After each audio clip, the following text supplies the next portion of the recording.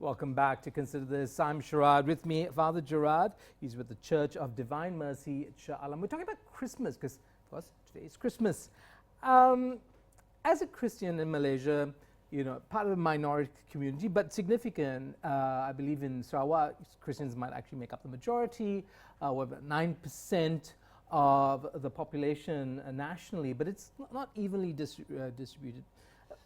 You have a Bahasa Malaysia service at Shah Alam. How did that evolve? What is it you were responding to when Bahasa Malaysia became a language for the church?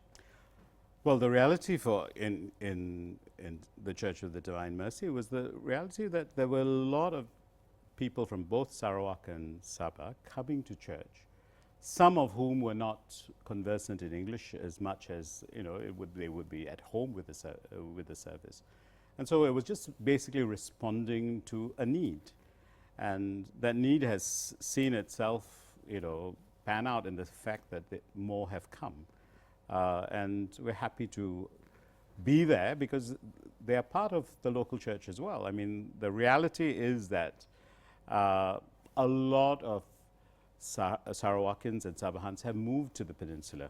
They're part of the local landscape and very much a part of the church landscape. I mean, we're not the only church that is responding in this way. A lot of other churches have had to have a Bahasa Malaysia service, and the reality is that West Malaysians also speak Bahasa. I mean, that is our national language and we've grown up with it, so why shouldn't we be comfortable to pray in a language that we've grown up using? Right. Yeah. It's very interesting because the little I know of church history is that the service used to be in Latin before Vatican II, was a major reform process within the church.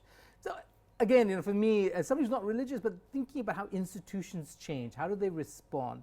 And I know that the pontiff and the Pope Francis himself is seen as a harbinger of change for the church and reform.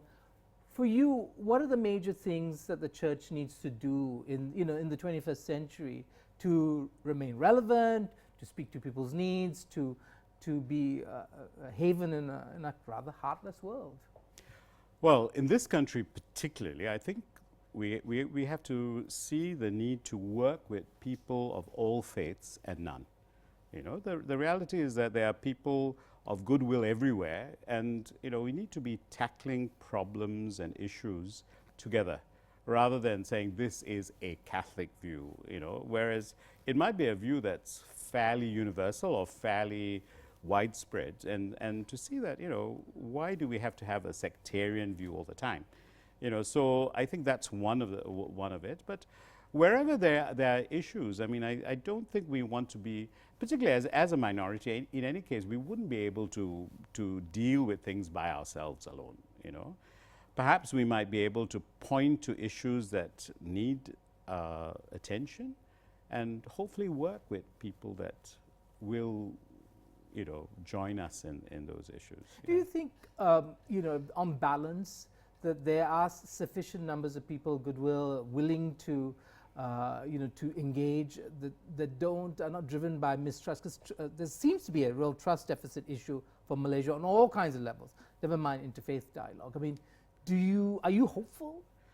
I am hopeful, but also recognizing the reality that yes, some people are still scared. I mean, I think some people come from a sense of we're right, everybody is wrong. And sometimes also, the politics doesn't help. The politics divides very often, and that is a hard thing. But I think when you go down to the grassroots, where people have lived in harmony all the time, I mean, it's suddenly that we are getting issues, and people are being divided and pushed away. I think I am hopeful, but I realize it takes time to rebuild trust, and it takes a lot of effort.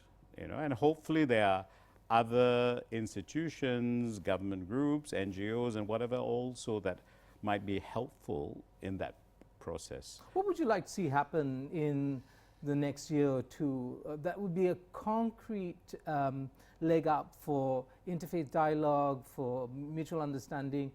Where could it happen? Where do you think it would best happen most effectively?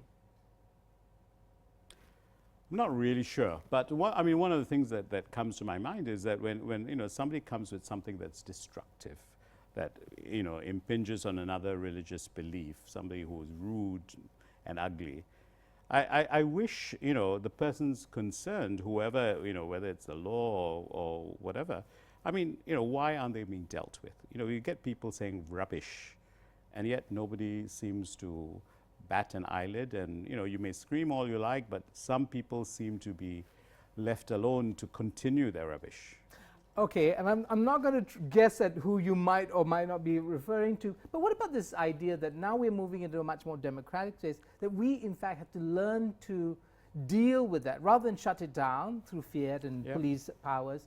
That, I mean, democracy is a very noisy place, right? Democracy is messy.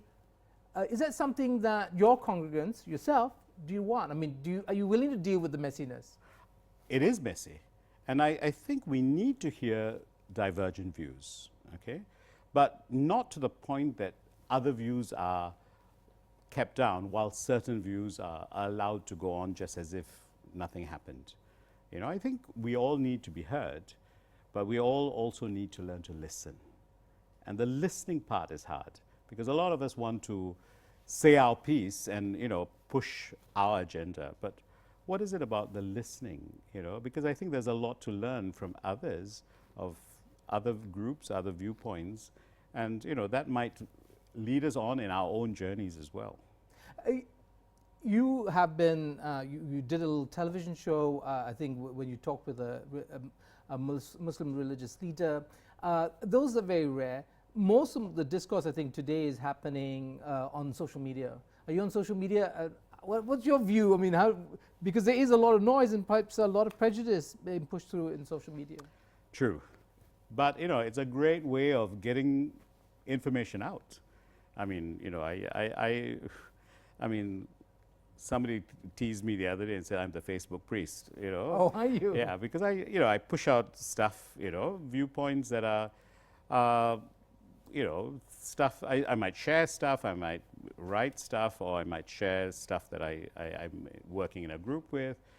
But I think it's important for us to be able to, it's lovely to be able to have all these different viewpoints, and sometimes to see what people who don't agree with you are speaking of. And sometimes, hey, there's something there that I could learn from, that I hadn't considered before. So I think, I'm all for allowing things to be out there, but I think we need to respect persons. We can disagree on issues, but persons need to be respected. Right. Dignity. Wonderful. Thank you so much for sharing your views of Christmas and Christianity, of religion, and its role in making us a better society. Thank you so much for being with us. Thank you. Right. Merry Christmas, everyone. Merry Christmas. I've been speaking to Father Gerard Theraviam, Parish Priest of the Church of the Divine Mercy at Shah Alam. That's all we have for Consider This on Christmas Day. I'm wishing you all the best. Come back with us tomorrow. I'm Sharaad Kuttan.